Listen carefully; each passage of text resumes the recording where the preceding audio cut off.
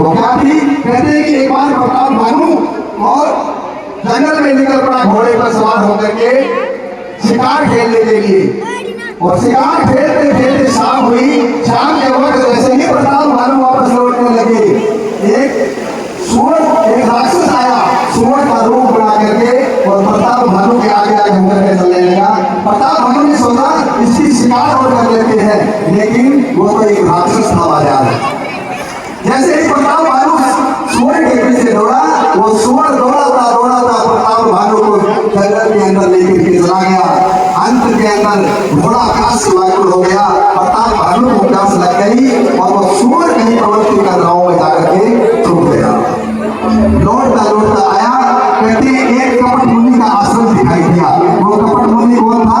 प्रताप भानु ने उसके राज्य को जीत लिया था और वो श्रम के मारे अपने नगर में नहीं गया, वहां वन में जाकर के और एक कुटिया बना करके रहने लग गया। और जैसे ही प्रताप भानु उसके पास ले गया, वो राजा प्रताप भानु को जान गया महाराज, क्योंकि प्रताप भानु ने उसको जीत लिया था। प्रताप उसने कहा कि आप कौन हो ऐसे? अरे राजा जैसे लक्षण आपने दिखाई दे रहे हैं। लेकिन प्रताप भानु छुपा गया महाराज। उसने कहा था महाराज जिस नाम का राजा है प्रताप भानु, मैं तो उसका एक मंत्री हूँ। जैसे ही कहा है उस मुनि ने कहा मैं आपको जानता हूँ, लेकिन ठीक किया आपने छुपा दिया है। प्रताप भानु कहा महाराज आपका नाम क्या है? उसने कहा संतों का क्या नाम होता है महाराज?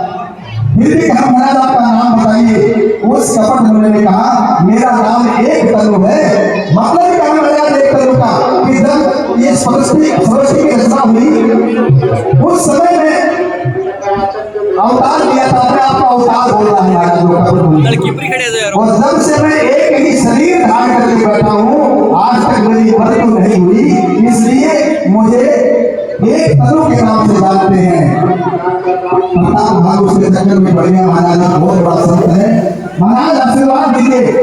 वो बहुत बड़ा राजा था, लेकिन कहा कि आप आशीर्वाद दीजिए, मैं कभी मरूं नहीं, मेरे कभी बुढ़ापा नहीं आए और इस पृथ्वी पर मुझे कोई जीत नहीं सके, सारी पृथ्वी पर मेरे एक छत्र राज्य हो जाए महाराज। कपट मुनि से मांगने लग गया। कपट मुनि ने कहा एक ही कारण से आपका राज्य पूरी पृथ्वी पर हो सकता है, आप कभी मरोगे नहीं। वो कारण है आप ब्राह्मणों को एक वर्ष तक भोजन कराओगे। यदि किसी ब्राह्मण ने आपको श्राप नहीं दिया तो एक छत्र आपका राज्य हो जाएगा। और वो भोजन मैं बनाऊंगा। उस राक्षस को उसने बुला रखा था, भोजन मैं बनाऊंगा और आप परोसोगे। जितने भी ब्राह्मण आपके घर में भोजन करेंगे सारे के सारे आपके हो जाएंगे, फिर आपकी मृत्यु नहीं होगी महाराज।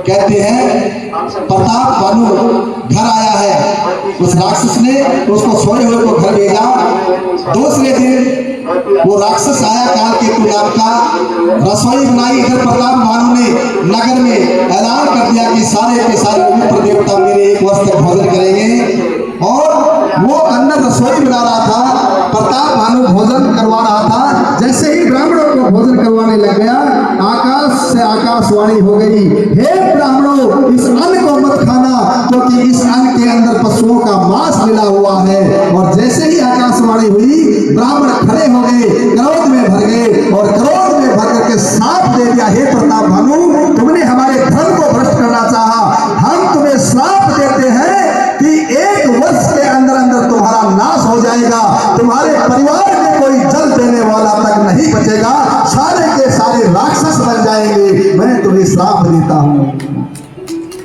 ब्राह्मणों ने श्राप दे दिया और कहते हैं श्राप देते ही फिर आकाशवाणी हो गई, हे ब्राह्मणों आपने सोच विचार करके श्राप नहीं दिया, क्योंकि इसमें प्रताप भानु का कोई दोष नहीं था।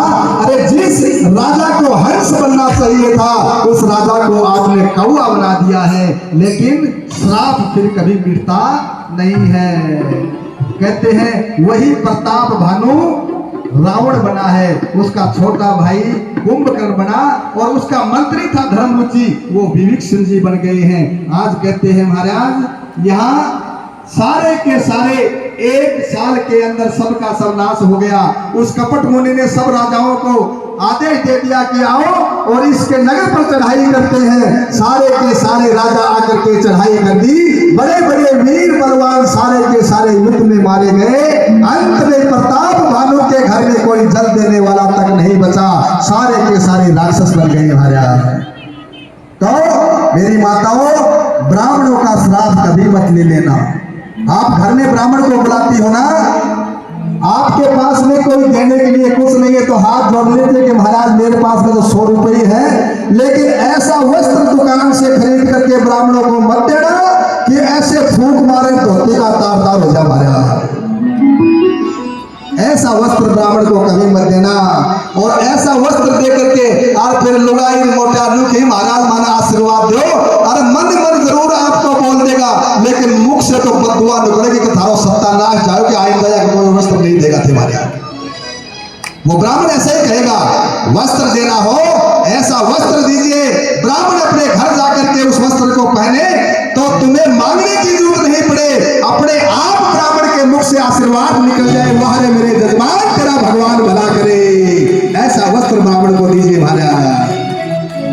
पता है शादियों में करोड़ों करोड़ों रुपए खर्च करते हैं, और जब ब्राह्मण का समय आता है कि कितने रुपए दे महाराज, ब्राह्मण देवता कहता है महाराज 11,000 रुपये दे दो। अरे 11,000 रुपये का आपने क्या काम कर दिया ऐसा तो 11,000 रुपये आपको देते। आपको पता है, अरे टेंट वाला लाखों रुपये लेके चला जाता है, उससे आपका जीवन का उद्धार नहीं होता। भोजन वाला लाखों रुपये लेके चला जाता है, उससे भी आपका जीवन का उद्धार नहीं होता।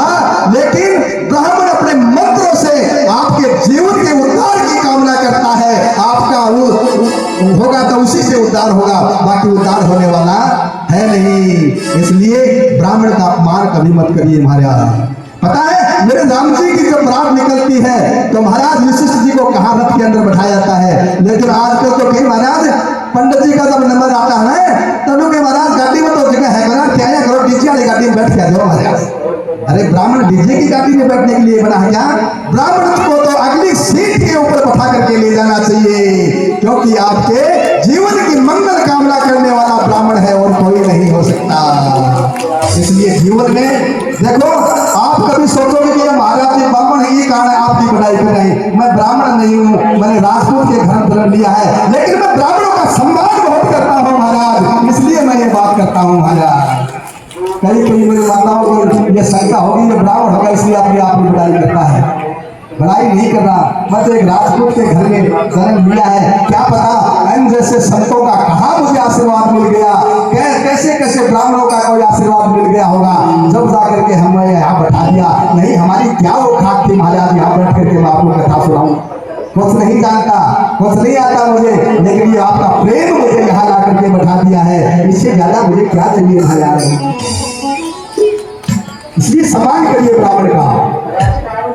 आज कहते हैं महाराज, जैसे भी कहा है इधर प्रताप भानु का सारा परिवार राक्षस बन गया, प्रताप भानु रावण बन गया, छोटा भाई कुंभकर्ण बन गया, उसका मंत्री धर्मरुचि था वो बन गया, और ऐसे मन राक्षस